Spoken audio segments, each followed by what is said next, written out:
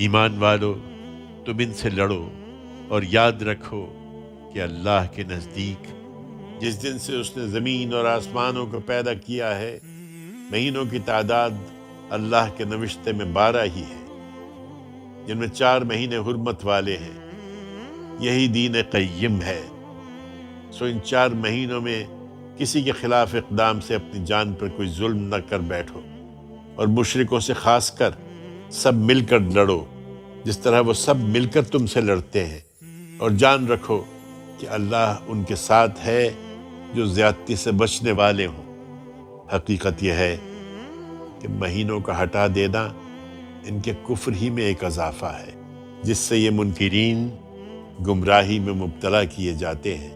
کسی سال یہ حرام مہینے کو حلال کر لیتے ہیں اور کسی سال اس کو حرام ٹھہراتے ہیں، تاکہ خدا کے حرام کیے ہوئے مہینوں کی گنتی پوری کر کے خدا کے حرام کیے ہوئے کو اپنے لیے حلال بنا لیں۔